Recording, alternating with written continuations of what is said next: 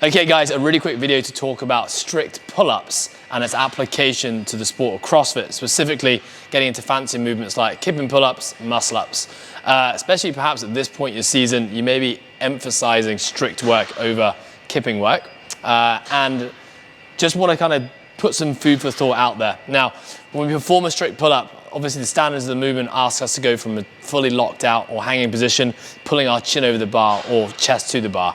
So if Ant just showed us, just if he was in any old position, just doing a regular repetition, this is probably what we often do. So if you look at the body position, he's in an arched position here, his chin is up, there's very little engagement to the midline. Now, it's still a fantastic pull-up. It's still training a lot of musculature in the upper body and the posterior chain, things like latissimus dorsi, rear traps and rear delts. But what it's also missing is a really important muscle called the teres major.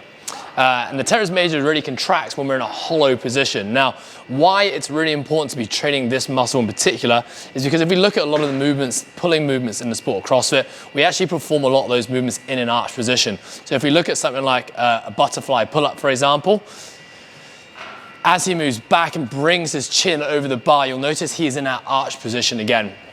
And so a program which really biases kipping work is going to mean the athlete's going to develop a really strong pulling position in this position. Now, to really build a strong structural shoulder and upper body, it's important that we're always addressing other muscles and training through other ranges of movement or other planes of movement. So when we're doing our strict work, typically I would advise most folks to do this with a hollow position. So as Ant jumps up, the feet stay in front of the bar, the rib cage stays locked down. It's definitely a harder variation of pull-up, but we're now going to be really training teres major a little bit more, which is this muscle in here. So a few more, Ant. Now you can argue, okay, well that form of pull-up is not going to necessarily have as much carryover to things like kipping pull-ups because the position has changed now.